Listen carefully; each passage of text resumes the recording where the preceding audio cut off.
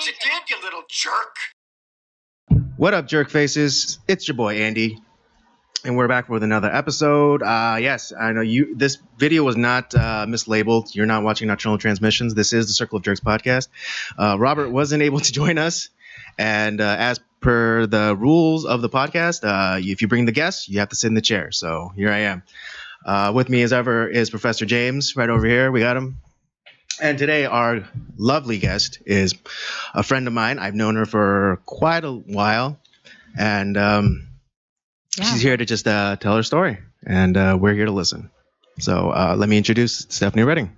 Hello. What up, Steph? All right, yeah, really good to. I'm really glad that you accepted my invitation and came. Yeah, for sure. I haven't seen you in forever either. Yeah, exactly. So it's I mean, we're still within the same city, but we kind of life. Since life happens. Adulting, and so, man, it's something. Exactly, it is. So I guess I guess we could just start off with a little bit of background for you. Where you from and okay. So forth. I'm from Northern California, born and raised up in Marin County, home in the Redwoods. My family's still there. Love it. It's beautiful. Came down to Orange County for college. Went to UC Irvine. Zot. Yeah, right. Stop.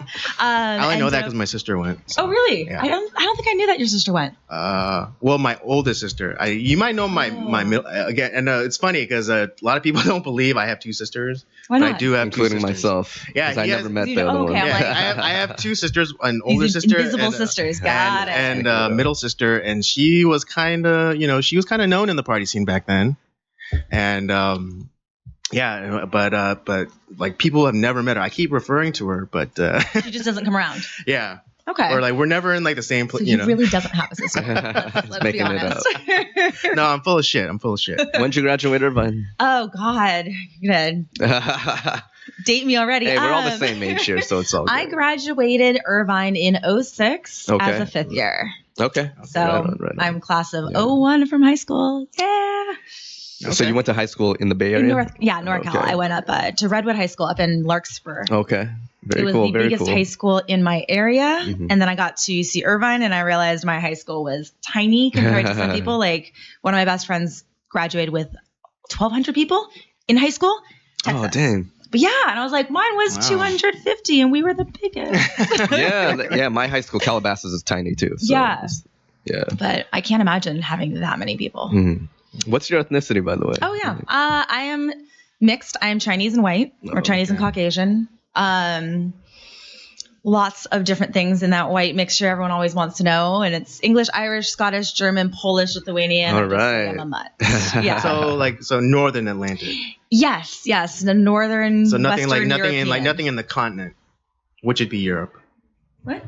Wait. No, Poland and Lithuania. Poland's in Europe. My bad. Yeah. And Germany. Yes. I'm trying to figure. That's right. Yeah. Do you speak Chinese at all? Mandarin or Cantonese? No, I'm 4th/5th generation. Oh, okay. From my mom. She was born and raised in San Francisco. Okay. She doesn't even speak Chinese, even though she's full. Right. Her parents didn't teach them. I think they wanted to have their own little secret language, not teach the kids. Also assimilation. That's what I would do. Mm-hmm. Shoot. Yeah, back then it was true, I'm just gonna assimilate, I guess if they just didn't speak. But no, I wish I did. Growing up, I didn't, because I grew up in where I grew up was really primarily white when I grew up. Mm-hmm. So I didn't want to stand out because as a kid, Of course not, a different kid. So I took pride in the fact that I didn't speak Chinese. And then I got older and realized, man, it would have been really helpful to know it. at You this could point, start, but- right? It's a tough language. Yeah, It is, it is. I mean, right? Spanish is my minor. I speak better Spanish. Me too. than- Yo también. Yeah. But yeah. Was it a culture shock in Irvine because there's so many Asians? it was. It was a culture shock because, like I said, growing up, I had tried to prove to myself and my peers that I was not any different than them, even though I looked different. I didn't feel different. I used to actually look in the mirror and not believe that's what I looked like. It sounds kind of weird, but because in my brain and my mind, and I didn't look the way I looked. And then after high school, I drove a truck. I listened to country music, and let me tell you, country music wasn't a cool thing where I was from. It was just, actually, I ended up liking it. But then then I went to Irvine, and it was the complete opposite. And I had people like, you know, you understand as the Asian American struggle and this, not the other. And I kind of was like, a little weirded out because I'm like, I mean, yeah, I'm Asian, but I don't really have much. I mean, we do Chinese New Year. We give red envelopes. We say Gong Hei Fat Choi and there you go. Daja, and that's pretty much the extent of it. Were most of your friends Asian then over there? In Irvine? In Irvine, yeah. You know, in the beginning, they weren't necessarily. I went Greek, so I joined a sorority my first week there.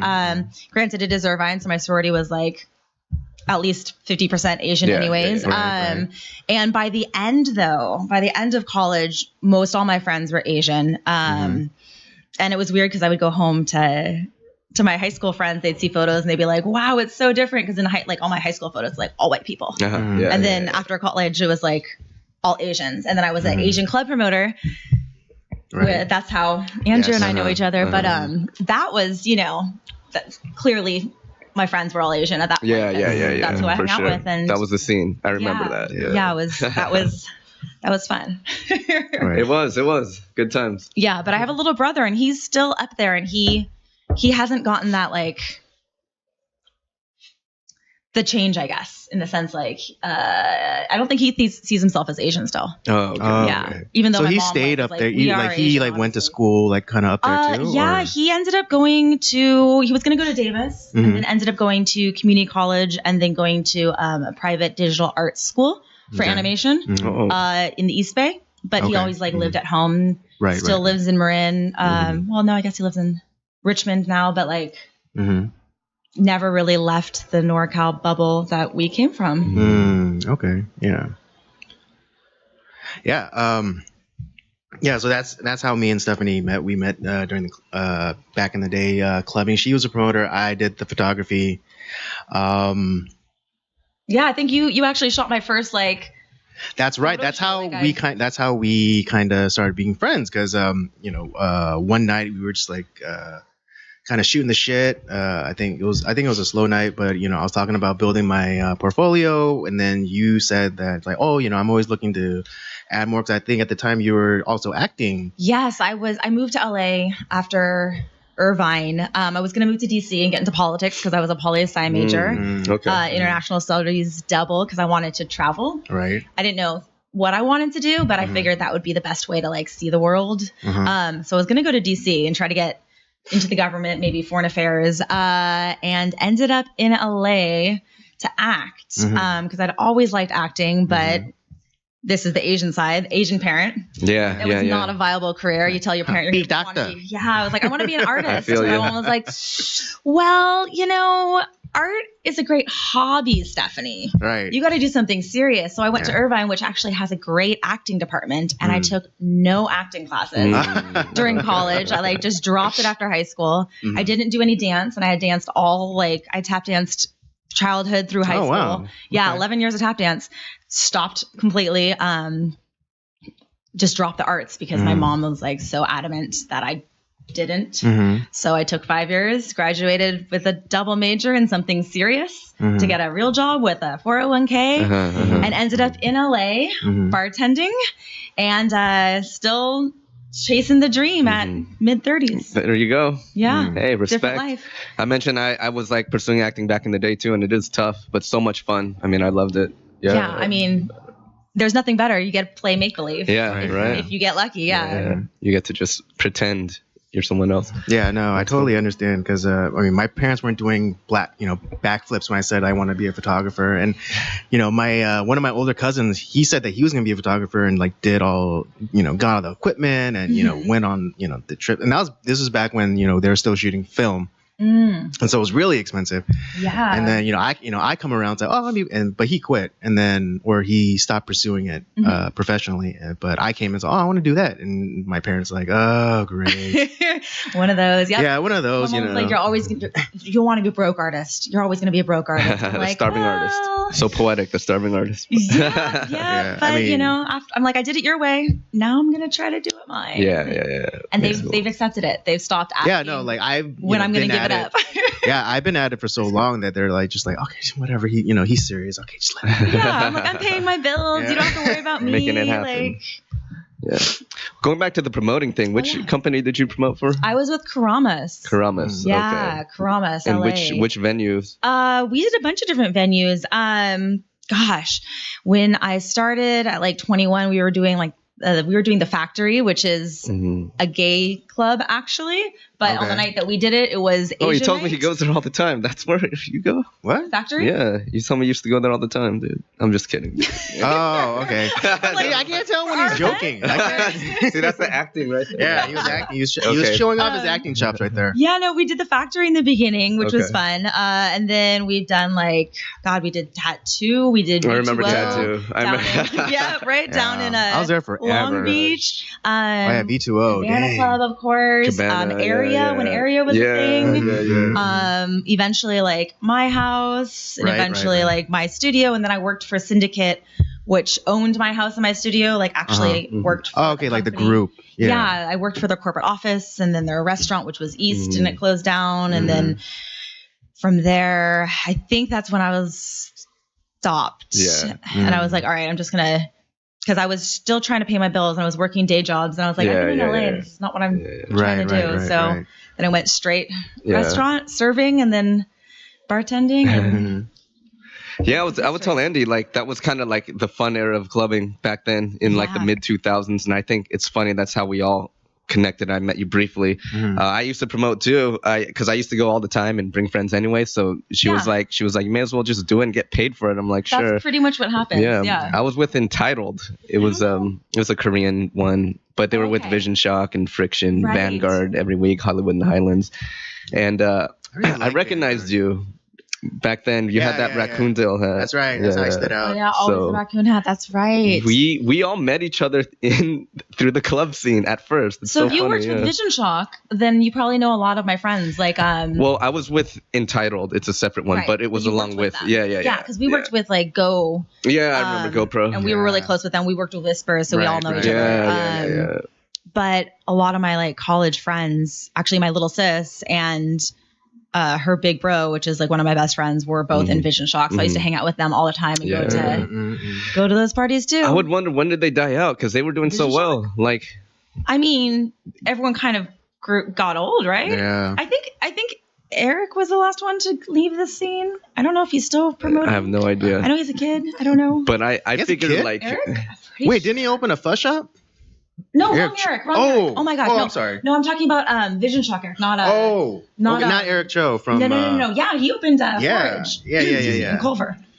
That's right. I still have yet to try it out. Yeah, it's good. Yeah. Even though it's funny because like when I was in school, going to art school, I was like in the area all the time, but for some reason I never stopped by. I actually live in Culver, and I haven't stopped by since I've lived there. But I went a couple times. I haven't seen him in. Gosh, I used to see him. I haven't seen him in a while. I should probably hit him up. Yeah, I think the last time I like really kind of spoke to him is like because I was looking for a kitchen to do a photo shoot for a project, and I didn't end up using his kitchen, but I think that was the last time I spoke with him. But those were fun times. Yeah, that was like all the Asians went because of Vision Shock. You know what I mean? So I wonder what happened. It ended up being a small world. I've seen a lot of people that remember me from back in those days. Yeah. The worst is when you don't remember them, though. What happens? Right. They're like, hey, Stephanie, how have you been? I'm like, this is an Asian person about my age. I know, right? It must have been from the clubbing scene. Oh, gosh, back then. Ex-clevers. I know, seriously. We should write a memoir. Right? Memoirs, the ex-club kids. I know. I can't tell you like how many relationships I ruined through my work as a photographer. Relationships, really? Yeah. You get jealous and weird? Or no, I snapped a picture of like a guy or a girl, like, when they were supposed to be out with like, their friends. Oh, you mean in that sense? I thought you meant like your personal relationships, and I was like, oh, no. People get weird about that? I guess they could. But no. That's kind of like, they must be really weird and jealous. I know, right? Like catching people in the act. Yeah. And do you remember that website? What was it called? Roast List? Yeah. I was on there. I was on there. We were on. I was. Yes. Oh my God. It was like, I remember it was always fun to check that website. Yes, it was. Like, friends. Exactly. I never heard about that. Tell me about that. No. You never heard about Roast List? No, oh my God. It was back like in the heyday of Asian club promoting, back in probably like 07 and 08. Yeah. Someone started this website and it was called like Roast List or something. It was hilarious, but it was also terrible if you were on it because they would go through basically, someone had a lot of time on their hands, or seriously, people must have submitted it, but they would go through like, because the photographers would upload the photos of the events on the websites, and someone would go through and pick out these like the most embarrassing photos, or when people are just like crazy trashed or like, and put them up on this website with, I think were there little captions too? Yeah. You could put like little captions and people could like comment on it and like add to the roasting. Yes, and you just roasted these people like just being just drunk, and oh my God, do you remember Justin? I lived with him. He was Karamas, Justin Yu. Oh yeah. I remember we found him one time. It was like a group photo, and I think in the photo he was sitting on one of our other guy friends' lap.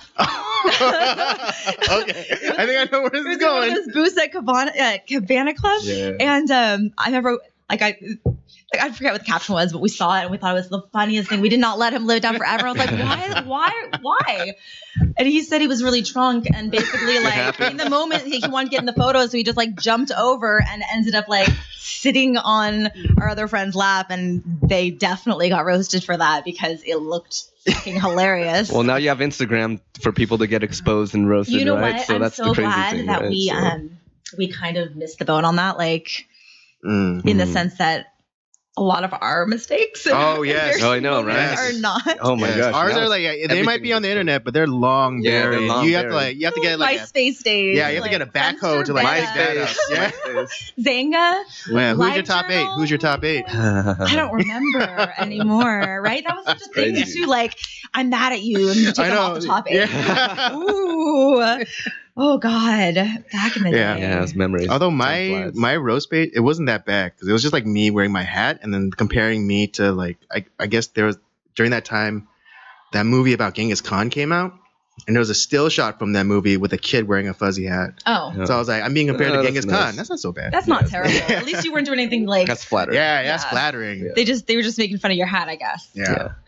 But yeah, no, social media could ruin people. I mean, especially younger people, and it's crazy. It's all exposure. You know what I mean? It's like, damn. Yeah. Like, it's funny because like kids, they don't have a line anymore because they don't understand like how something can be perceived and how like the repercussions might come back at them. Yeah, that's true. And so like they put up like what they think is cool or whatever, and it's cool actually or funny, and it's like ruins them. Yeah. Yeah.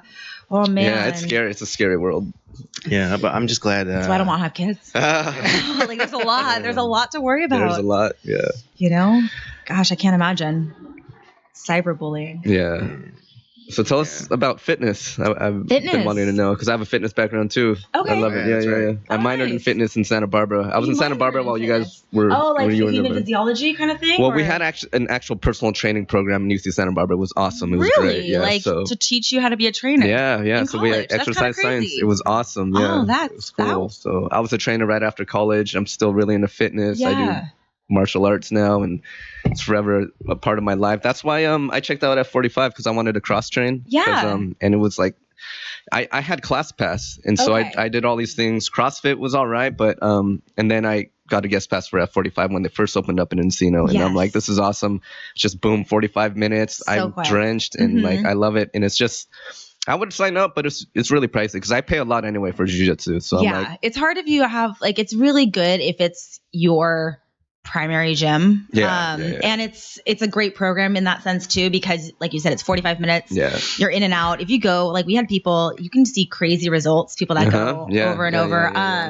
And it's better than a regular gym if you're just going to go to a regular gym, but it is a lot more expensive, obviously. But for me, like I was with LA Fitness for forever in the sense of just being a member, like forever since like college, all the way up until, I mean, I was still paying the $25 or whatever up until probably last year or the year before. Even when I was opening my own gym, I'm like, what am I doing? Even though it's so cheap, I'm never going to go because I will go and I will lollygag or I'll like, I think I did enough reps versus in a class situation. It's mindless. There's TVs, shows you what you're going to do. Like, the trainer is like, it's fun being a trainer because you just walk around and make sure everyone's, form is correct. I'm really big on good form because you don't want to hurt yourself. And so many That's why you're formed focused staff, right? I am. I'm formed focused staff. because so many people, like, they think they know what they're doing, and you're just like, oh my God, you're going to hurt yourself. Yeah, exactly. Like, or you're building your muscles incorrectly and it's not going to give you the results. Or, but how I got into fitness, my mom, so I guess it started, my mom growing up was into fitness. I remember she had a personal trainer twice a week. All my guy friends in high school were like, oh, your mom's scary. She's buff. Because she was like, you know, she's not a huge person necessarily, but she like definitely, we are of the more athletic build and we gain muscle fairly quickly. And so she would bike and train twice a week. And that was before, I guess it was cool to be really fit, because that was still when it was like, you want to be slender. And,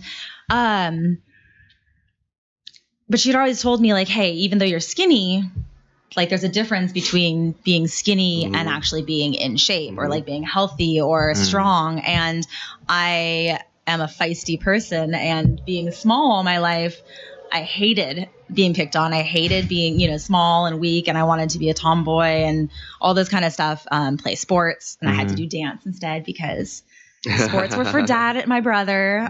Mom wanted to take me to dance. I hated that.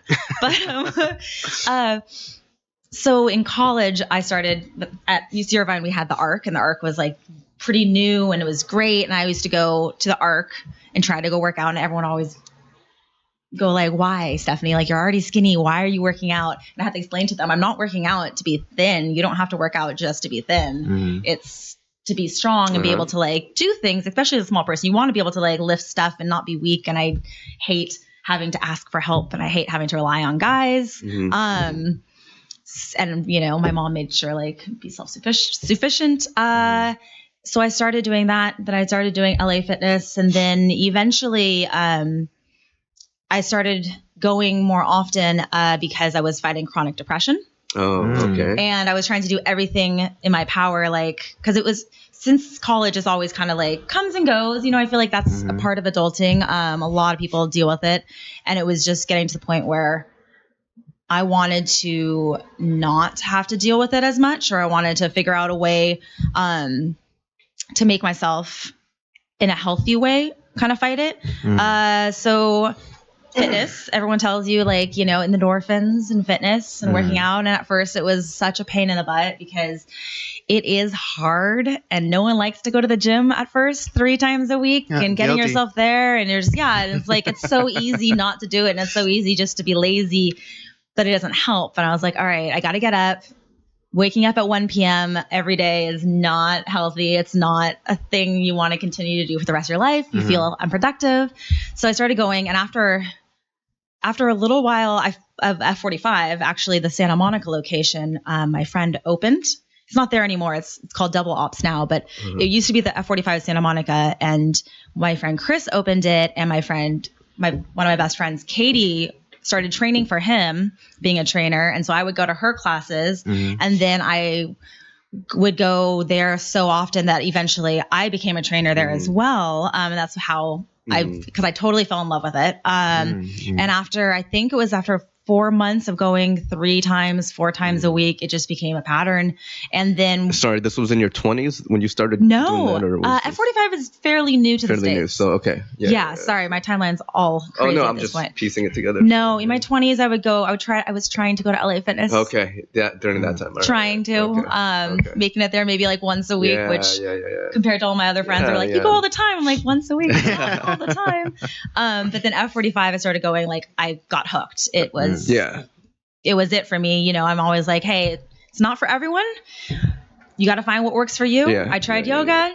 I tried Pilates. I would do bar classes with my girlfriends. But since I danced for so long, like, my legs are pretty strong. So bar class, like, they'd be dying, and I'm like, this ain't nothing. Like, it's okay, but I'm not here to like just work out my legs. I want to like work out the rest of my body. That, like, I always had really tiny arms, and I wanted to be more muscular in that sense. And then I found F45 because I like to work out and die. Like, you're one of those. I love that too. I'm like that too. You're one of those. I'm one of those. The next day, if I'm not sore, I'm like, that wasn't that great of a workout. We're on the same wavelength. I feel the same way. But if I wake up the next day and I'm like, fuck, I can't get out of bed, then I'm like, all right, that was good. Either that was good, or I haven't been to the gym that long that I just need to keep going. Okay. But then Katie and her fiance at the time, and I decided to open up our own. And we opened up F45 Culver City, which was a lot of work, blood, sweat, and tears. We laid those floors. We dealt with the city. We, you know, and we ran it. And running a business with friends is always fun and challenging, but it was really rewarding. And, you know, a lot has changed since then. But like, I'm not there. I used to be there almost every day. Now I just go to work out. Okay. I stopped being an actual trainer there fairly recently, or I guess last November in November, a couple months ago. Oh, a couple months ago. Okay. But I still I'm close with the Pasadena guys. I work for them once in a while when they need coverage. I'm always willing to go back because it's something that I do love to do. But I'm okay with not having to wake up at 5 a.m. Because I'm not a morning person. So, you know, I don't miss that part of it. But so every now and then you'll fill in if they need you. Yeah. And I mean, I love the trainers there. I still love the community, like all the members. Awesome. Like some of my best friends came from the gym and are still, you know, come from the gym. Met a lot of great people. So the one that you're still like owning is the Culver City one. Culver City, yes. Check it out, Culver City F45. Yes, it's great. It's a really good workout. Yeah. We do we do a week pass. You can do that. Sign up online, right? But it's definitely a good workout. Like, you know, you tried it. You said, someday we'll maybe get you in. Never. You're like, no. We have like a fitness story about this guy we'll get into later. But yeah, this guy's like so lazy, but he's starting to get into working out. I'm always pushing this guy. But I had a bad experience, okay? But That was bad form? Okay, I'm like, because it could be. But no, that's great. So like, what's your current fitness goal right now? Are you just trying to like maintain, tone up? Yeah, do you come up with different goals every I don't even know if it's a goal thing. Necessarily, like I've been bad. I haven't been in the gym in like a week and a half. I know, right? I'm like, next week I'm gonna do it again. Like, I'm a tell. Once you're doing it and you have the routine and you're going 4 days a week, if you don't go for 3 days, it feels terrible. But then if you cross those 3-day path and you don't go for like 4 or 5 days, then it's terrible to go back. I think after the 3rd day, you just kind of stop caring. Well, you go, I mean, you feel like you don't feel as bad, but then you just kind of like your motivation definitely wanes. And then when you do go back, you're like, fuck, I'm weak. Like every time I go back after a little break, I'm like, God, why did I stop? Because I know that feeling. Yeah. You feel like you should be able to do what you used to do. And it's crazy how like your endurance just drops. But no, I joined the rock climbing gym, indoor bouldering. That was, you know, something that I was getting into. There's the Cliffs of Id in Culver City, which is the same. It's like Touchstone. It's the company. It's the same as the Hollywood Boulders in Hollywood. So I was doing that for a little while. I also joined Anytime Fitness in Culver City. Oh, that's the one where you could get your own key, right? Yeah, you get your own key. There's one in the Valley. I tried it out too. You can go 24 hours pretty much. I mean, I don't go late night anymore. It's not college. I'm usually tired after work. And I work at a bar, so usually maybe not 100% sober. So working out probably not a good idea at that point. You see it as a challenge.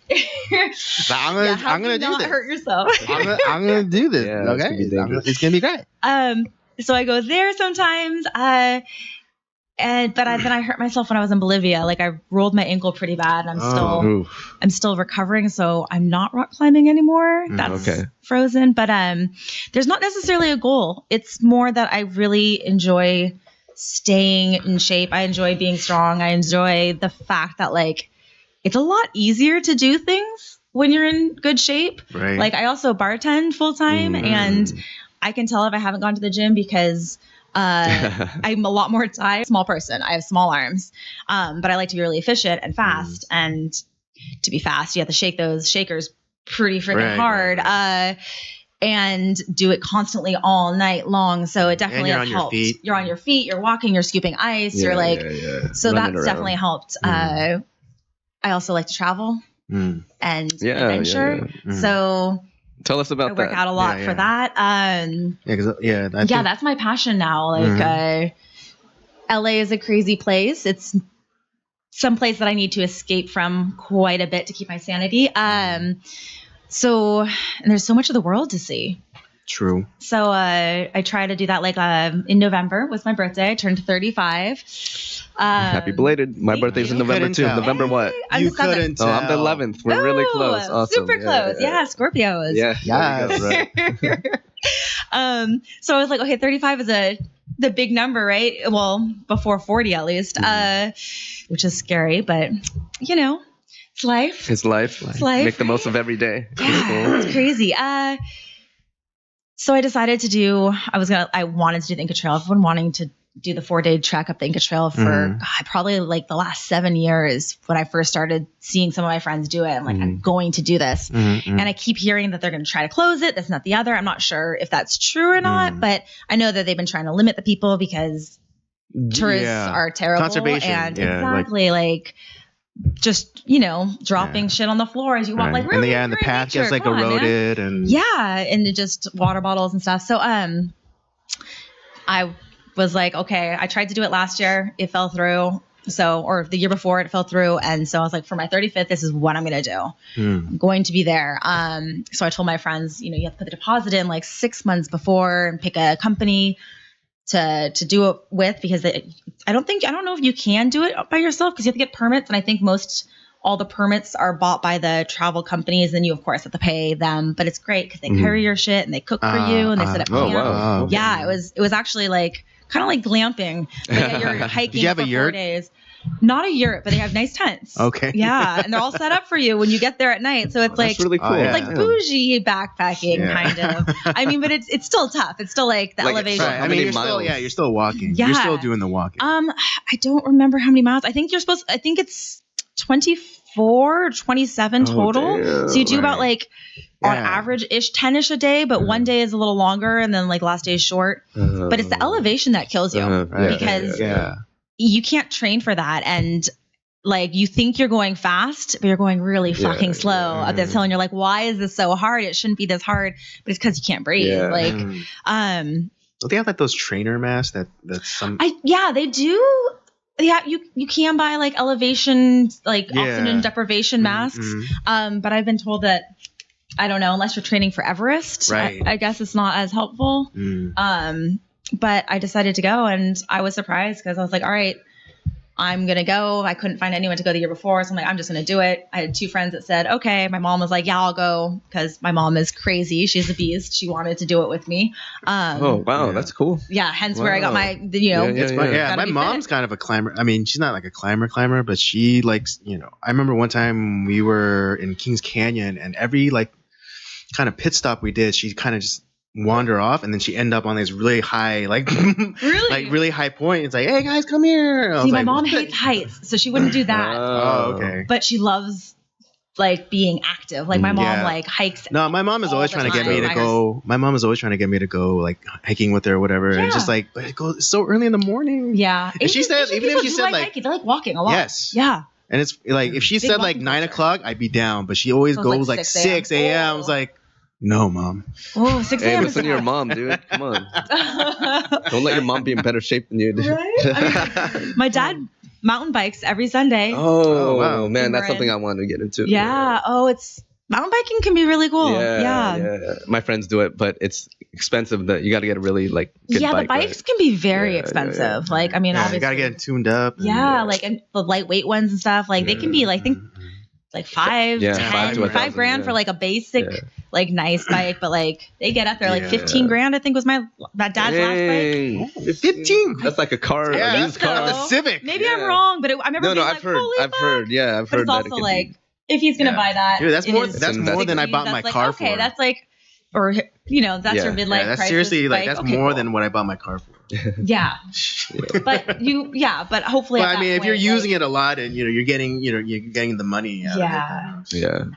So I guess it'd be worth it. I think. So you went with your mom on that trail? Oh yeah, I went. Sorry, I get ADD. Cool. I'm all over the place. So my mom. My mom came with me, and it ended up being 8 people total. Like, wow, ended up being a big group. Yeah. I was surprised because I told people, like, hey, I'm going to do this thing in November. If you want to come with me, let me know now. The deposit's due right now. You have to commit. And I was surprised how many people were like, yeah, fuck yeah. I think a lot of people wanted to do it, but actually having someone to kind of spearhead it definitely helps. But then I ended up being travel agent. Oh, really? Giant group of people. And that was not the plan. The plan was like, I'm going to do this for my birthday. I will be here. Meet me here on this day. Do the hike. Like, I thought everyone, we're adults. We're mid-30s. Like, everyone's going to figure out that thing. Like, you can come with me on my trip or you can come and meet me there, or, versus it ended up being like, all right, so where are we going? Where are we staying? Like, so you had to plan. So I booked told everyone where to book the flights. I booked all, had to buy all the accommodations. And it ended up being a lot of work because it's a bunch of different people that you're trying to like cater to. And I'm like, how did this happen? Like, I wanted to just go and do my thing.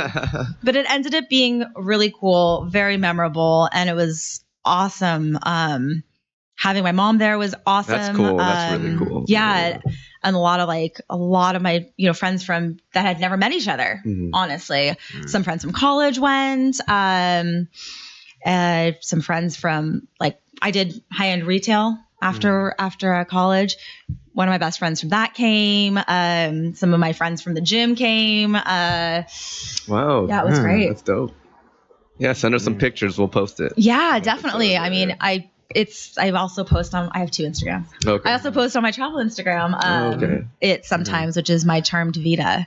Oh, yeah. Okay. Yeah, So we'll have all that, in the description on the bottom. And I have like thousands and thousands of photos that I still need to post. Yeah. But yeah, we did that. I stayed in the Sky Pods. Oh, okay. Yeah. Which are like the glass two of my friends, capsule hotel. Yeah. On the side of the cliff. Yeah, 2 of my friends just did that. Beautiful. Yeah, you do like a Via Terrera, which is like you climb up the cliff, but you're attached obviously with a harness, and there's like these metal rungs that come out and you climb those. So it's really actually pretty easy because as long as you can climb a ladder and you're not, it's not very difficult, but it was beautiful. Definitely worth it. So it's worth it, the Inca Trail. The Inca Trail was amazing. Okay. A lot of people go and they just do Machu Picchu and they take the bus up, and everyone thinks Machu Picchu is so amazing. By the time we got to Machu Picchu was like, oh, okay, cool. Because we had seen so much on the trail, because I didn't even realize that. I just thought you just like the trail was a walk. But no, since it is the Inca Trail, there's a lot of Inca sites right on the trail and off the trail. So you see like 26 other sites and other ruins, and they're all different, and they're all, none of them are as big and spectacular, I guess, as Machu Picchu, because it's like the apex, the big one. But the rest, some of them were amazing, and they're not as touristy, and they're also not as restored, because Machu Picchu, some of it has definitely been restored, which makes it great because you get to see what it was probably back then. But I kind of liked the ones that were overgrown, you can see in through the fog, and there is you go through the cloud forest, and you're in the Andes, and then you're on the edge of the rainforest, and it's just really cool. Yeah, I'll consider that. So it's beautiful. There's llamas everywhere, and people think there's alpacas everywhere. There's actually llamas all over that path. Yeah, it was amazing experience, and I would always, anyone that's gonna go and that's able-bodied enough, definitely man up, do the Inca Trail, the 4 days, because that's the best experience. One of my friends, I don't know, at first she was like, okay, I'm going to do this, but she's like, only you can make me hike for 4 days. And I was like, you don't have to, you know what I mean? So no one put a gun to your head. Making, but I told her, you better not complain. Because I was like, she was the one I was worried about, because she was not going to the gym, not training. I was like, girl, even her dad laughed at her apparently when she told him what she was going to do, and he laughed. And I was like, girl, come to go to the gym. We're all hit a stair machine. Trainers, come on. I'm like, you might want to get ready. She's stubborn. She did it. She didn't complain. She did it. She actually did it better than some other people that I thought were going to do a lot better. But at the end, she basically told me, she's like, bitch, sorry, I don't know if you can swear here, but that's what she said. That's what she said. She's quoting someone right now. She said, she's like, bitch, I would only hike this for you, and I'm so fucking glad that you decided to do this for your birthday. She's like, because I would never have done it otherwise. But every time she's like, I didn't understand when I was telling people, oh, I'm going to do the Inca Trail. And everyone's like, oh, fuck, that's a bucket list, a bucket list trip, and she didn't get it. And she's like, but now I get it. Good for her. Happy. Yeah. Like, she's so happy that I, quote, forced her, which I didn't force her, but forced her to do it because she said she would have missed out on she wouldn't have known what she missed out on. Yeah. Otherwise, she would have never gone on her own. You know what I mean? Never. So she'll remember this forever. That's awesome. That's dope. Yeah. And we did sandboarding. Sandboarding. You go in Peru, there's like so much different terrain. Right. Part of it is desert, and there's huge sand dunes, and then there's a town called Huacachina, and it's like this desert oasis, this natural oasis that's there year round, and they built a town around it. And the big highlight there is you take dune buggies out into the dunes, and these guys, the Peruvians that know what they're doing, they actually drive them because you'll get lost in these dunes, and they're crazy. There's no roads, there's no signs, they just take you out in the dunes. And take you, and you get these boards, and you basically slide down the dunes head first, which is a little scary at first, like off it, sandboarding. And you have to climb back up, but it's really cool, super cool experience as well. That's dope. Right, Wow. I'm due for a vacation. I'm always telling everyone, so I just got to decide where to go and who's down to go too. But I'll definitely consider. It was awesome. No, Peru was. Definitely. I mean, there's a reason that everyone's going these days. It was beautiful. I also saw like Titicaca, then went to Bolivia for a week. I didn't realize how many different terrains are down there. We saw the salt flats. There's volcanoes. There's Peru is like really all sorts of it's like you take like a little bit from every country, and it's like that's Peru. Yeah, there's so many different parts, but so I guess my goal fitness wise, circling back to the fitness thing, because I just realized that was is just to keep myself in like a condition where I can do that kind of stuff. It's so rewarding to be able to like hike and see a beautiful view. I know some of the people that we met and some of my friends on the trip were actually talking about, what's the next trek. We're talking about going down, maybe doing Torres del Paine in South America, which is another amazing, I guess, trek to do up into the mountains. Or doing, I think it's called like the Lost City. Or I think it's the Lost City in Colombia. Which is also another trek we were thinking about doing. So that would be the goal. Awesome. That's a good goal. It's like a functional goal, Yes. So. Hey, F45, functional 45. Yeah, right. It all comes together. Plus, I felt like in my 30s, people were either getting married and having babies or getting really fit. You notice that? Like, it's like, that's the trend. I feel like people are either... Yeah, that's a fair assessment. And I'm not getting married and having babies, so... you're set on that? You don't... Well, you don't know, but... I don't know, but I'm also not pressuring myself. Yeah. I mean, like, time clock, I don't want to freak out. I've seen a lot of people freak out and be like, oh my God, I got to settle down. And I just haven't met the person that I want to settle down with, and I don't want to have to You're just doing your own thing, Yeah, if it happens, it happens. If not... Yeah, that's okay. It's life. Yeah, I see that more often these days. Yeah. It is. Thank goodness. I guess we're not as pressured to. Yeah. Your parents though, do they pressure you to like get married and have kids? Because you said your mom is Asian. Are they asking them for the grandbaby though? I told my parents that they're probably not having grandkids. Okay. I already told them that. At least through you. Honestly, like not even your brother. I don't think my brother. I don't think my brother's ever had a girlfriend or boyfriend. We don't know. Okay. We don't care one way or the other. But he's never had a significant other in any sort of. I don't know if I don't know. Maybe he's asexual. He doesn't seem to he's never, I think the last time he ever told me that he had a crush on anyone was when he was in third grade. Okay. Yeah. Not that no, yeah, because I have I have a buddy he's very, who I've known since quiet, junior high. Introverted. Yeah, no, exactly. Very quiet, very introverted, and then it wasn't until the last 3 or 4 years that he's all of a sudden oh yeah, I have a girlfriend. It's what? Yeah, I mean maybe it might happen for my brother. I don't rule out, but we don't know where he'd meet anyone. He doesn't really really go out and meet people, and he works for the company that was my dad's. Okay. So it's not like he's working around people that are our age. Right. Or his age. Yeah, that's what I kind of worry about my younger cousin too. And it's not like he's online dating that I know of. I don't know.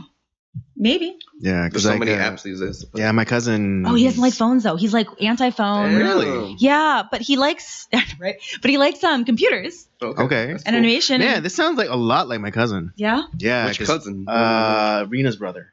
Oh, I never met. Well, yeah. He's 4 years younger than me. I mean, he's really in technology, but like, I don't know. He works out. He goes to the gym, but he's like never expressed like an interest. I always I ask him like, hey, you want to go out with me and like, go to a bar or whatever. He's like, no. Yeah. No, he's just okay with that. I'm okay. Like there's nothing wrong with that, but I don't know. Maybe he will. I mean, he has less of a time limit than I do. Honestly, how old is he? He's 30. Oh yeah, he's still a young guy. Yeah, so he's probably the same. Yeah, he he's can like have kids later. They should be friends. So they might, but I definitely my mom one time was talking about getting a new car, and she's like, "Yeah, I think I'm gonna get a 4-door, because grandkids or something like that." Like this was years ago, and I was like, "Wait, what?" And that's the first time she had ever kind of mentioned anything like that. And I was like, "Mom, and I basically told them like, hey, you do realize you might never get grandkids because I'm, I don't. It won't make or break my life. Right. Eventually, maybe if I feel like I want one, I can purchase one. I mean, I'm not gonna I have I'm not gonna try to have kids past a certain age. Yeah. If it happens, it happens. You never know. I might meet someone tomorrow, fall in love, and want their babies. But as of right now, it doesn't look so. Yeah. Although my parents, they're starting to get that itch because all of my cousins or their friends, and I see the way they interact with their kids, and it's they're itching for a grandbaby. Yeah, my parents would be great grandparents, and I would be sad to deprive them of that. But at the same time, they're not pressuring. I think my mom, the last time she kind of hinted at it was Stephanie, you might regret that later on in life. When you basically when you don't have family to take care of you when you're old kind of thing. Not take care of me as in pay for my stuff, but she's you might be lonely. I'm I'll have my friends and their kids and I can go to their family functions and stuff. But I was well, at that point, I guess it's too late. I'm not going to have kids right now just so that I'm not lonely later in life. But who knows? To each their own, to each their own. But no, do what you got to do. She used to pressure me to find someone earlier on. She told me in college I should be single and just have fun. And of course, you don't listen. I had boyfriends all the time, always in a relationship. And now it's the opposite. And then I was single later in my 20s, and she would be like, Stephanie, this is when you get them. You're the age, you're 28. This is when you get them. You can find yourself a man now. And I was turning 30, she's like, you should go online. You need to go online and make an online profile. Because once you're 30, there's a big difference. If you say you're 29, it's a big difference when, people want to date you versus if you say you're 30, they don't want to date you, which was funny because I was like, Mom, I was in a relationship at the time. She knew it wasn't going to work out. And she did not. She was like, you need to just get out there and find someone different. Okay. And she was right. She was encouraging you to break up. Yeah. Oh, yeah. Without coming right out and saying it.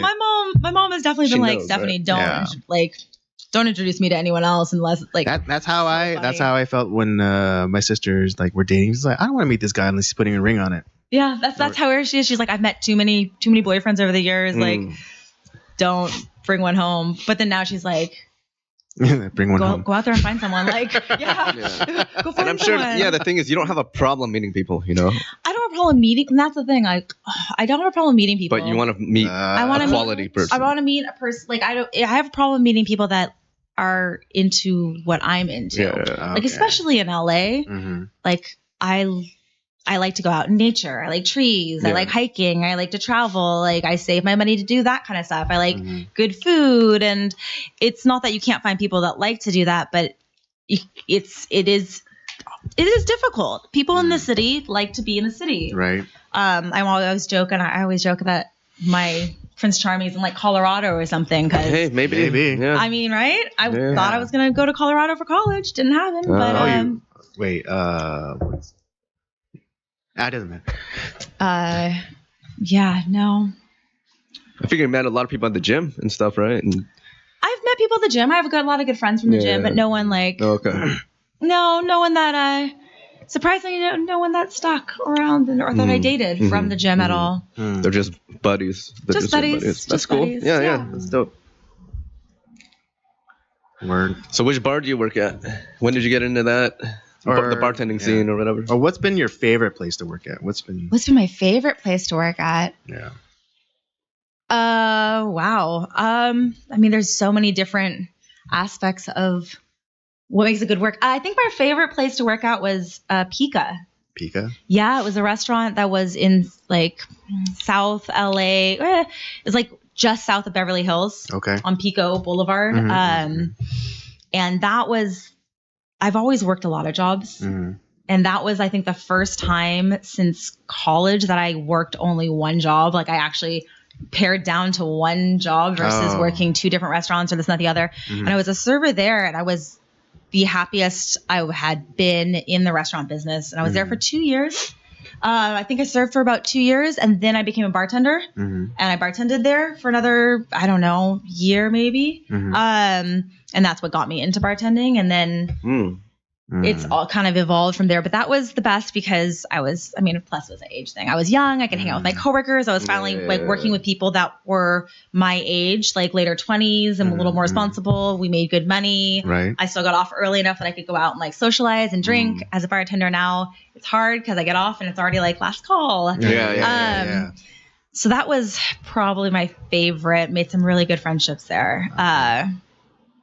That's cool. Is that restaurant but every still job exist? is different. What? Is that restaurant still No, Pika, it actually closed last year. It did really well for a while, but changes. LA is a hard place. Yeah. There's a lot of, quick turnovers. Yes. It's hard to keep a spot like happening when there's so many new places too. But the place that I work at now, the Rose in Venice, it's great as well. It's a lot of work because it is very high volume. Oh, okay. Oh, so it's really tiring. Okay. But more tips, more money. Right? Okay. I don't know. Well, I was actually supposed to meet a client there once, yeah? but it ended up not happening. But yeah. I mean, it's good money. I mean, like what I do, I make good money. That's why I can travel. It's also my priority. Like I save all my money and I just spend it on food and travel, literally. But it is tiring. It is a lot of work. It is long hours. I love what I do. I fall in love with bartending. I love being able to make things and, like I said, be efficient, and it's fun. But it is still work. Did you go to like the whole like mixology route? And yeah. When I started bartending, I haven't done any bartending other than craft bartending. Like I've been a craft bartender. Yeah, because a buddy of mine a long time ago, he was like, actually, there's actually like a course and I think some sort of certificate that you get as a mixologist. Interesting. And he was like learning drinks and like, he had like flashcards and like with the different drinks on it, and he was like learning like the recipes and just. I got trained. I'm back when mixology started becoming a really big thing in LA. Right. There was this one guy pretty much spearheaded it or became really well known in the city, Julian Cox. Okay. And so if you were Julian Cox trained, it meant you were like a certain echelon. And you also could work at certain places because he got hired to put in a lot of bar programs. So I am Julian Cox trained. And then he left LA. I think he's in San Francisco now, but he left LA and then his partner took over and then they became Soignier. And so like a lot of the places that I've worked, the bartenders there, you have to have gone through this training. We don't get a certificate or anything and we don't call ourselves mixologists. But it's basically the same thing. We learned, you learn 80 to 100 of the classic cocktails or the classic cocktail riffs, so we can all pretty much make the exact same cocktails and they're going to taste consistently the same, like no matter what bartender you go to. For the most part, everyone's a little different, but we all should know the same specs. So I can make you like all sorts of cocktails you've never heard of and classics, and it's fun. We'll visit for sure. Yeah, you should. Yeah. What's your drink of choice? What do you like these days? That's a good question. It has changed. For a while there, I was drinking a lot of whiskey, specifically rye, because I don't really like sweet things. I'm much more of a savory taste bud person. So I was drinking rye, mostly neat, because it's hard once you know or once you're good at cocktails and you have a really good palate and you know certain things, to go to another bar and get their drinks, because a lot of times, not to be snobby, but I'm like, oh, this is not like great, or so a lot of times I just order basics. Yeah, basics. Or let's go to a bar where I know the bartenders are trained in a similar fashion and know, the right proportions for things. 'Cause a lot of drinks I find are really oversweetened. But I guess my drink of choice would be whiskey aromatics. Okay. I really like rye aromatics, like Manhattans and all the different variations of Manhattan, which there are lots of. I enjoy those a lot, though I drink a lot more mezcal and tequila now, honestly. Okay. Because we're getting old, and day drinking, it's a lot easier to day drink on tequila or mezcal. Oh, really? Because it's the only upper. Oh, that's right. So it keeps you awake and actually keeps me a lot more friendly. So whiskey's funny, a little harder. It's for like me, a little tequila, sweeter. it's like a hit or miss. Yeah? Oh, that's a miss, dude. Well, I mean, okay. You've seen these nights. we have some stories, dude. Well, I don't know if it was the tequila or like other stuff. The times that you see me the most like messed up, that was like dude from like soju. Oh yeah. Soju is like that's rough. I know. It's come from my home, motherland, but not soju. Soju is always like, oh, it's great, and then it's you wake great up in the next moment, day. and then like And it creeps on you, so and like great. after like 30, 45 minutes, it creeps on you. It's like boom, and then you're just gone. There's no recovery. Yeah. I always joke, oh man, I'm like the healthiest unhealthy person. Hey, I'm like that too. People are like, what do you eat? How do you diet? I'm like, well, I love food. Yeah. So I don't tend to eat terrible, but I also don't limit what I like. If I want to eat something that's fatty, I'll eat it. I just don't tend to do that all the time. Right. And portion and I drink. I probably ever since the college before promoting, I think I've drinking pretty consistently 5 nights a week for the last at least 10, 15 years of my life. Oh, damn. Isn't that crazy? I know. Well, you're a bartender, right? And now I'm a bartender. And so it's like, and at first I drank a little less bartending because as a server, you go out after work and you drink. And then, even with the gym, I'm like, oh, yay. You train in the morning and then at night I'm like, and you get drunk. I'll get you healthy and unhealthy. And I've tried to do the sober months twice. So far, I last about 2 weeks. So I think hey, at least you last those 2 weeks. I do, and then it's right back. I'm like, oh my god. So your tolerance must be pretty high then, yeah. It's not bad. Yeah. It's not as age is a thing, man. It's not as good as it used to be. Okay. Or at least maybe I tricked myself back in the day, promoting, I would just drink and I'd black out but be really coherent. So I thought I was sober maybe, and everyone thought I was sober, but I definitely wasn't. Oh, okay. I think now I'm a little better at being like, no, guys, I'm drunk.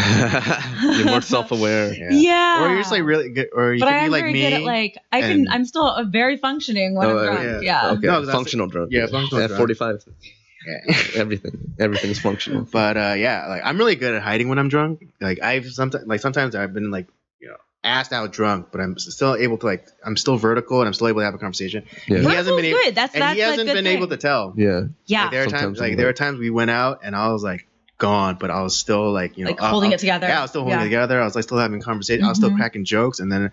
And I go I pardon myself. I make it all the way to the bathroom, and then I throw up. Yep. And then you come right back out and drink again. Oh God, it's so bad. But I've never thrown up from drinking. Yeah. You never. I just hate that feeling. Oh God, but sometimes it's good. There's nights where I get home and I lay down. I'm like, you know what? I could just go straight to sleep.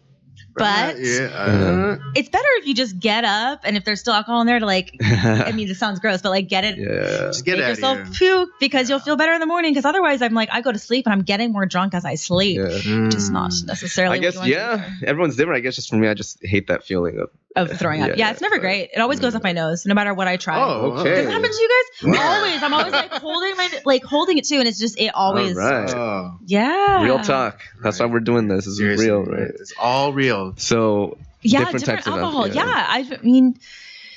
Definitely. Like, I mean, you say that tequila is an upper, but tequila is an upper. Yeah. Tequila and mezcal, because it's made from the agave. Okay. Yeah. And so it's actually the only upper. Everything else is a downer. Mm-hmm. I mean, alcohol itself is a depressant, period, because that's why you feel like shit the next day. Also why I should probably stop drinking. I'm like, I should stop drinking so much if I'm trying to fight I hate that feeling. Depression. Yeah. Being hungover. But it's funny because, the last guest that we had, he actually had a mental break. And there's like there were a few times we talked about depression or mental illness and stuff like that. So what are some of the things that specifically like you are deal with? That I deal with, or that I what? How would I deal with it? Yeah, what are the common the feelings that you kind of have? Oh, you just wake up one day. Okay. Like, I mean, it's just one of the things like. There's no explaining it necessarily. Like I've tried to figure it out and then it just gets frustrating. But like they say, there's no rhyme or reason. There's nothing wrong with your life. You don't have to have anything wrong. Like I'll wake up one day and just be like, fuck, this is not going to be a good day. Like it's just a feeling. And do you feel empty at times? Yeah. Or like I sleep a lot.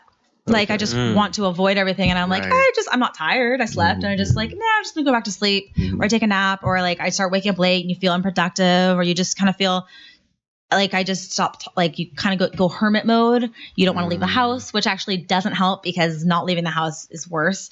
And then you don't want to talk to people. Like my friends will text me or call me, and I'm like, nah.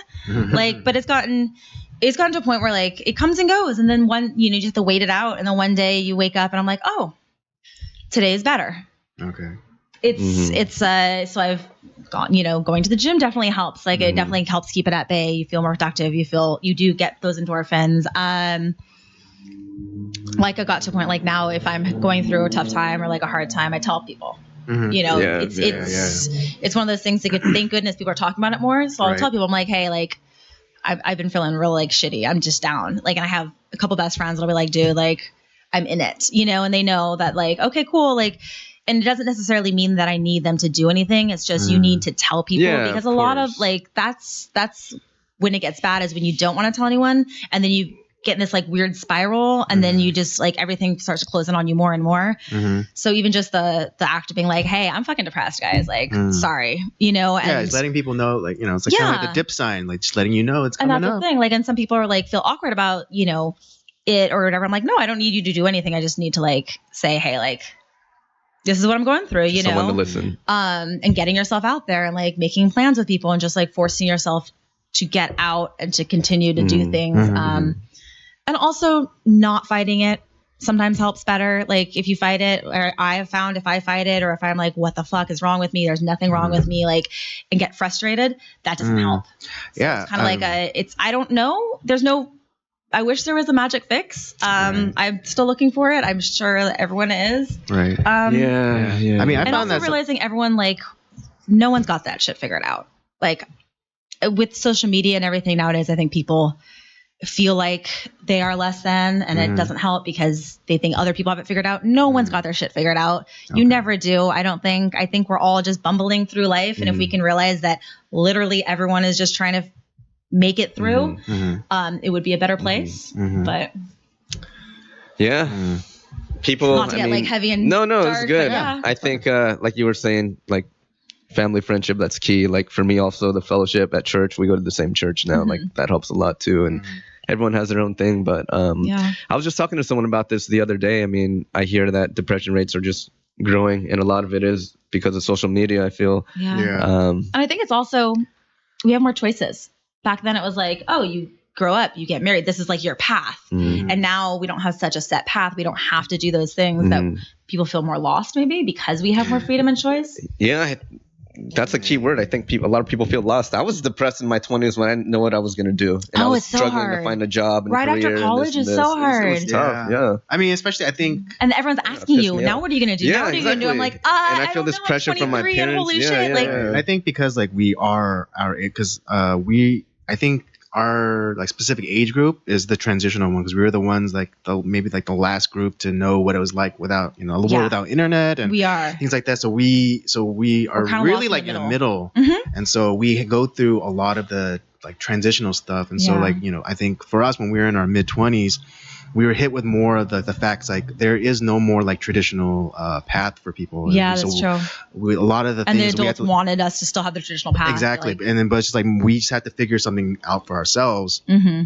And so everyone who comes after us, it has has like the benefit to like, oh, okay, there's people who went, we're the trailblazers. And so we figured out a way. And so now everyone like follows us.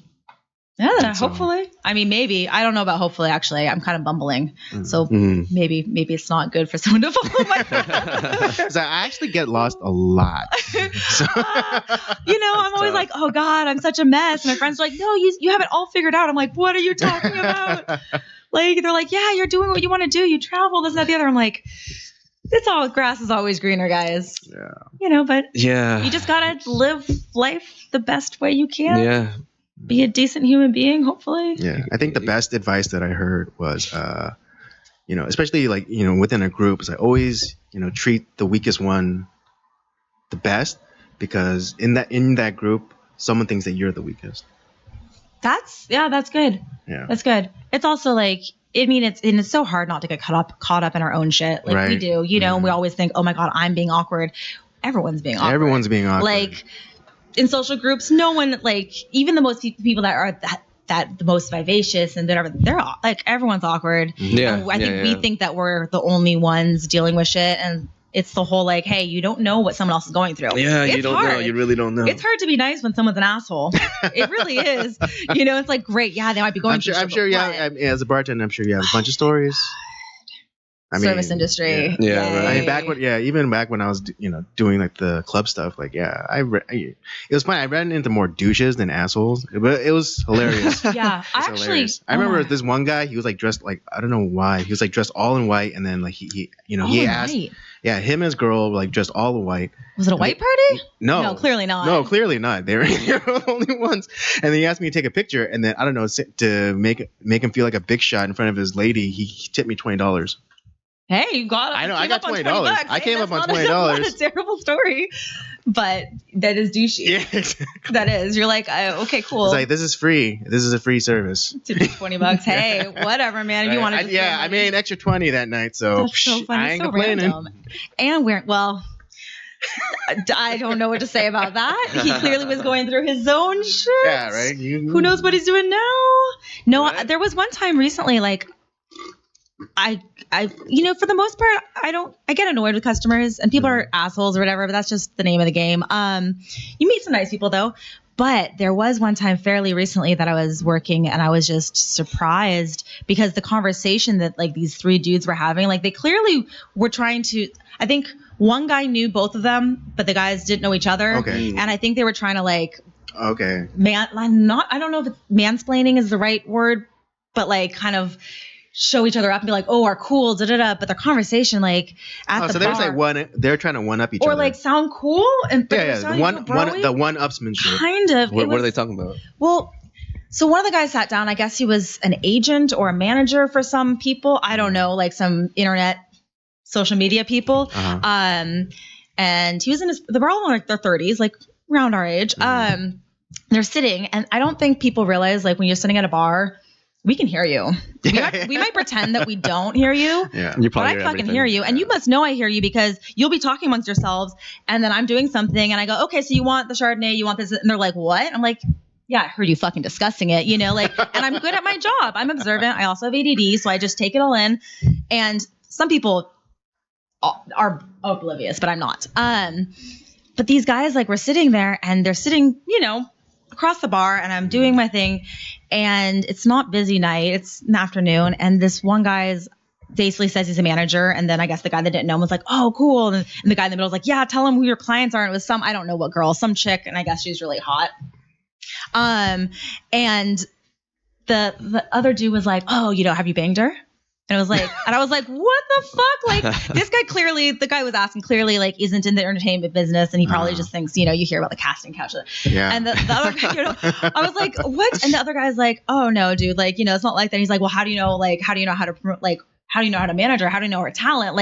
Like, and they just continue down this path of just like locker room talk. That's the whole, like, big controversy lately. Mm-hmm. And I'm like, it just got so bad. And I was sitting here like so uncomfortable. I was like, what the fuck? Like, how are they doing this? Like right in front of the only female bartender. And even my coworker, I was like, dude, I can't, like, can you imagine, like, do you hear what they're saying?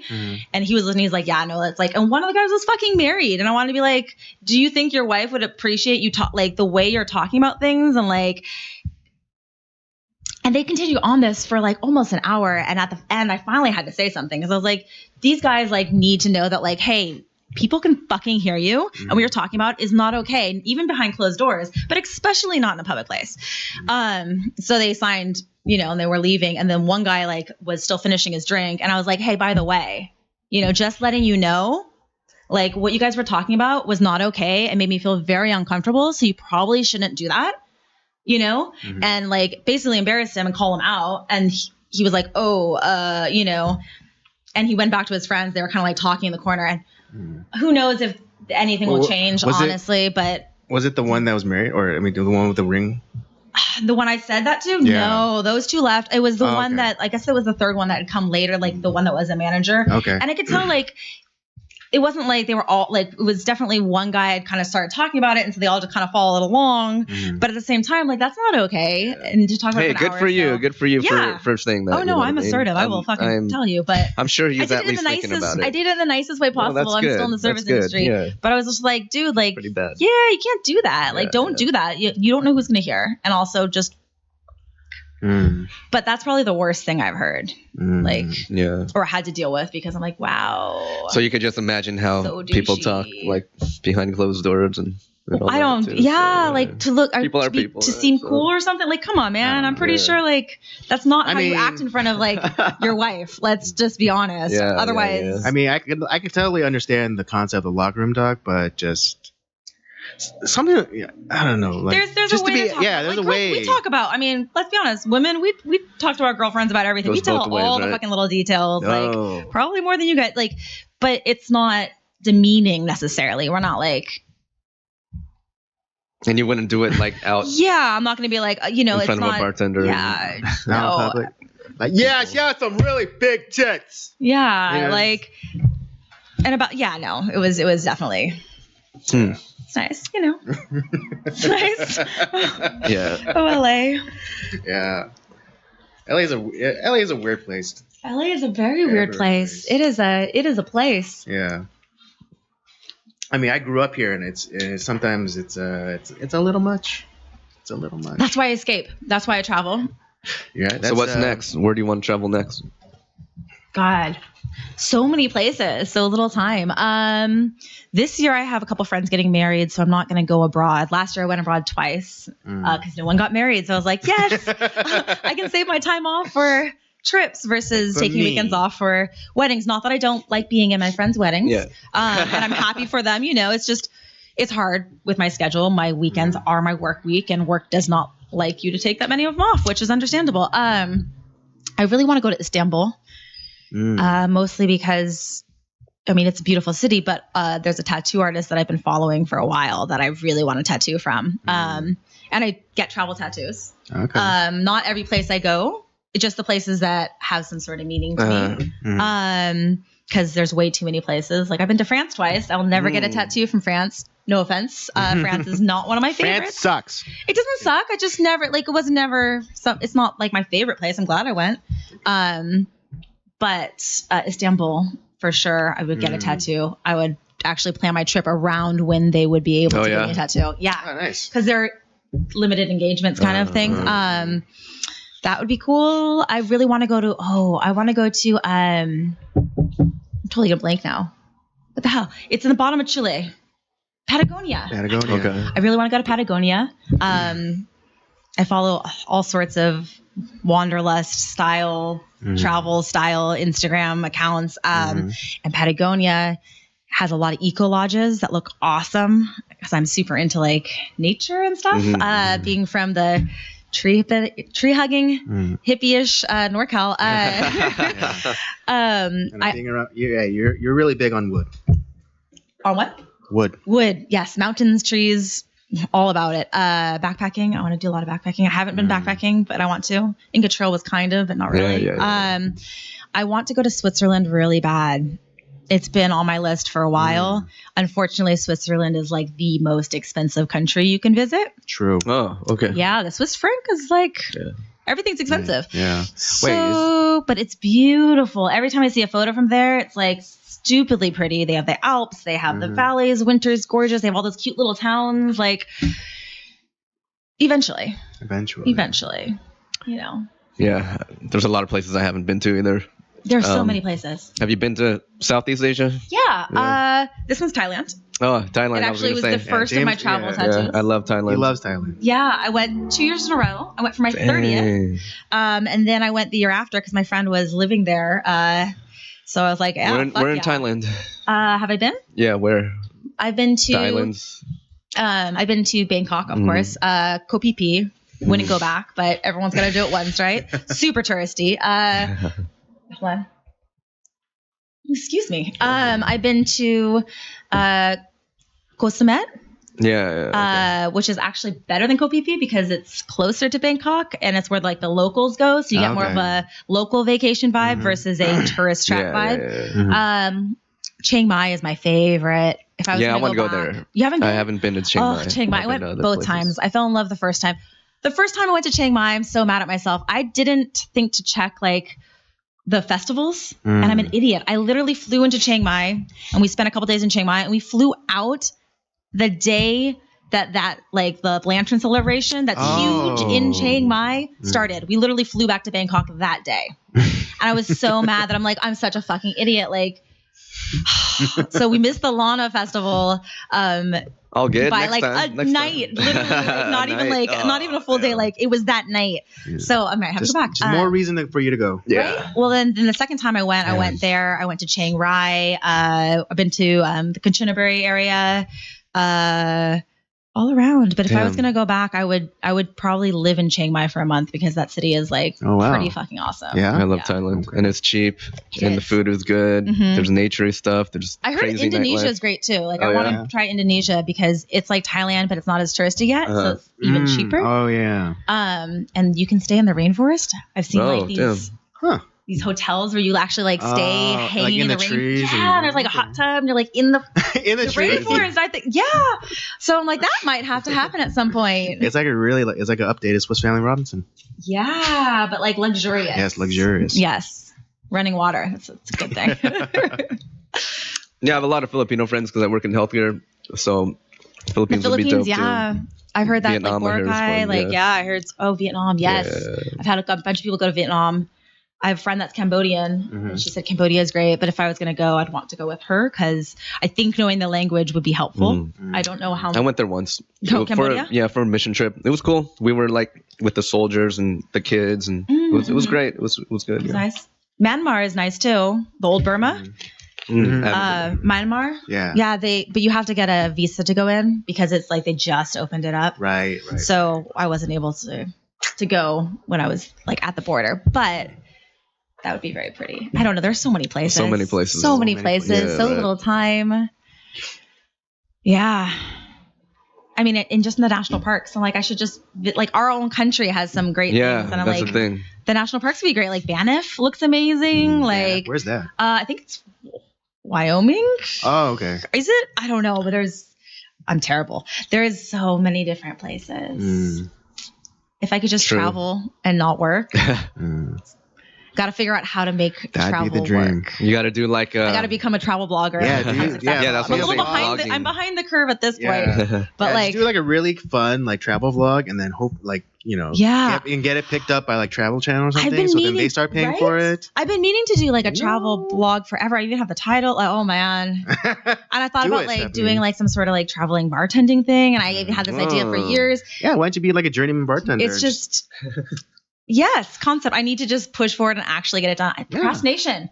Like we were talking about this earlier. Procrastination, man. I'm like, that's a great idea. I know, right? Because now you have this really like focused, like, you know, streamlined concept, and so now all you have to do is execute. Just actually do it. Yeah. You know, that's the easy part, right, guys? Oh, like, you know, kind of backstory. We were just talking about procrastination and how, you know, how, and then I brought up like how, you know, procrastination is actually kind of a benefit because it's it becomes like a lens. It helps focus, helps streamline. Yeah. Takes away like a lot of the things that you might end up like, you know, second guessing or those all-nighters the day before the essays due. The essay gets done. I one time wrote a 3-page essay in 6 hours. Hey, that's pretty good. With 3 pages? With editing and everything. With editing and like single space, right? Single space, not double space like they do nowadays. Single space and with like a few citations. Yeah, I remember that. What'd you end up getting? Citations. I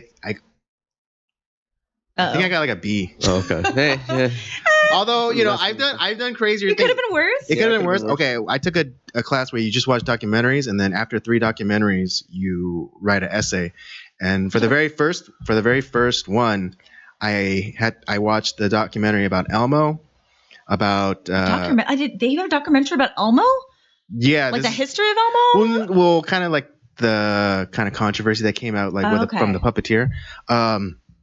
And then like, you know, corporations and if they should be allowed to, you know, put into campaigns. And got it. And then also the economic crash of 2008. And then I was able to take all of that and put it in one essay, and I got an A. Oh, interesting. Damn. Like somehow weave those three together. Yes, exactly. It was hilarious because my teacher wrote the grade in pencil, and I saw that she was going to give me a B+, but then she erased it and gave me an A. Hey, changed your mind somehow. I know, right? See, I'm bad. I ended up taking a class at Irvine like 3 times. Oh wow. Yeah. What was the class? It was, it was a poli-sci class. Mm-hmm. Can't remember. Comparative politics. I think it was comparative politics. And it ended up being like, it was because most of the class was this giant 20-page like research report you had to do at the end. Uh-huh. And it was when I thought I had like, I was pretty sure I had learning disability in the sense that like, it was really fucking hard for me to get things done. A lot harder than like my friends, and it'd be very frustrating. So I'm like, why are these people able to do all this stuff? And like, I can't, you know, like. Oh, was it like kind of like dyslexia, or you have to like read a sentence like a few times? I didn't know exactly what it was, and I was like, well, my mom always said like she thought I had like attention problems, but she never wanted me to get me tested because Asian mom. She was like, you really want to take a 7-hour test, and it's going to cost us so much money, and then you're going to have to be on medication, and do you really want to live your life on like make it sound like such a bad thing? She's like, no one helped me. Some people just need to try harder. You just have time management problems. So I was like 21 before I called her, and I was like, dude, like I'm trying, but this is a fucking struggle. So I finally was like, screw this. Like I'm going to go. I'm not going to like lie on the test like some people did. Cause I was like, I needed to know there was not something wrong with me. Like she was saying that there was some other reason, that it wasn't just that I was like not choosing to focus. But before this, I took this class 3 times because I could not get the essay done. And then, so I got an incomplete the first time. The second time I took the class, still the same thing. By the third time I took the class, the teacher was like, he had changed the curriculum.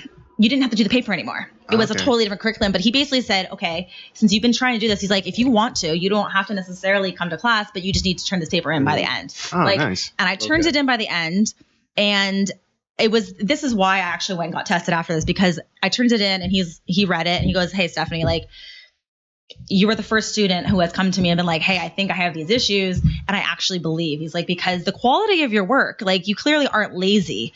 It took you fucking 3 years to finish this. But the quality of your work and the research you did and the way you wrote, like, you know, he's like, you did really good work. It just took you fucking 3 times longer. He goes, and you also make some really weird spelling mistakes. I was like, oh yeah, I can't spell. I've never been able to spell. Like spell check, automatic. My mom used to be like, she was the mom that like I would have to write it 10 times over, and she'd like over and over and over, and she'd fold it over and over and over, and then she'd quiz me and I'd still fail. I was like, yeah, I can't spell. And he goes, no. Like, he's like, your letters are right. They're just not in the right place. He's like, I think you might be dyslexic on top of it all. I was like, oh, Cool. Good to know now that I'm like 21 and graduating college and probably never going to go to school again. So I got tested finally. So I was like, this is stupid. And yes, I do have ADD, obviously. But I was like, see, Mom.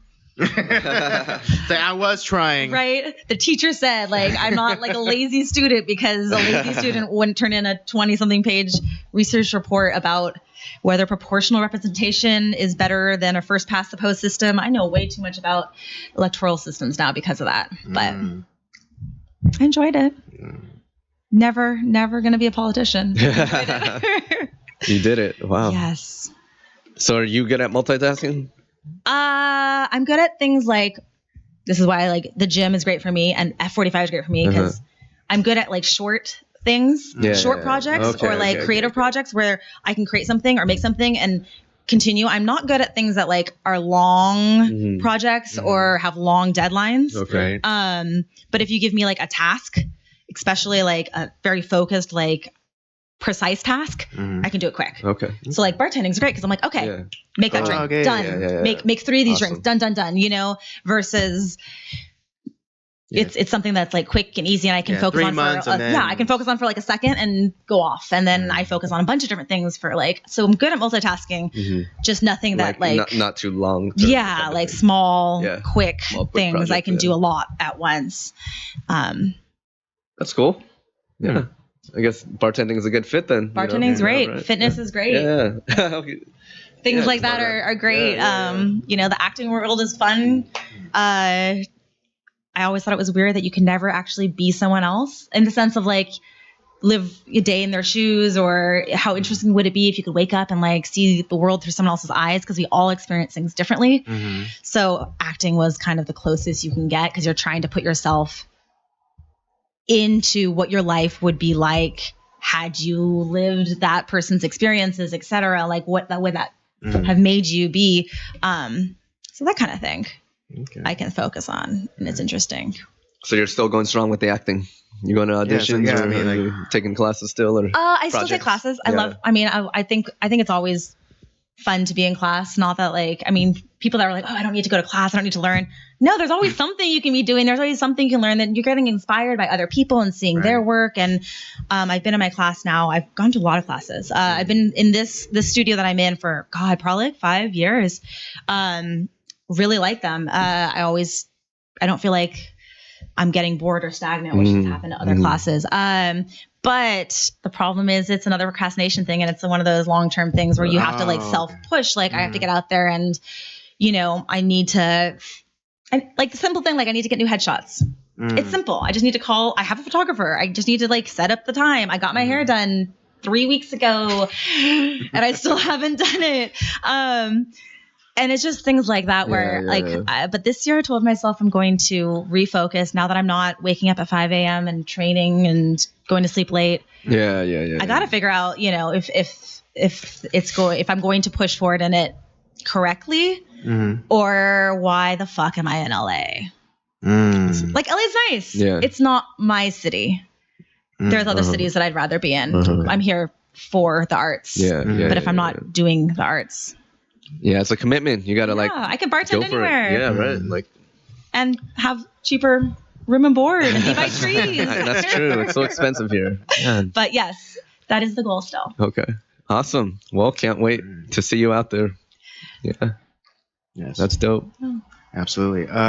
We are about the hour 30 mark. Perfect. Thanks for having me, guys. Yeah, thanks for coming on. I don't know, it kind of went everywhere, but I guess that's how it's supposed to go. That's how it's supposed to go. Perfect. That's how it's supposed to go. And if Robert was here, he would christen you a jerk. So I guess I will be doing that. So you are now officially a jerk, and welcome back anytime. Awesome. All right, that'll be it for us this time. Don't forget to follow Stephanie on her various social media accounts. We'll have them all linked at the bottom of this video. Don't forget to follow us on our various social media accounts: Circle of Jerks Podcast, Instagram and Twitter at PodcastCOJ. Don't forget to check out the library of other shows, the Circle of Jerks Podcast, Nocturnal Transmissions, and Up by Up Down. And we will see you next time. And don't do anything I would. All right, peace. That's not saying much. I know, I am so bad. Thank That was you. great. Wow. That was great. Yeah, thank you. Of course, that was fun. Yeah. I know, right? Shoot. And there's Cheez-Its. And there's I know, Cheez-Its. Yay!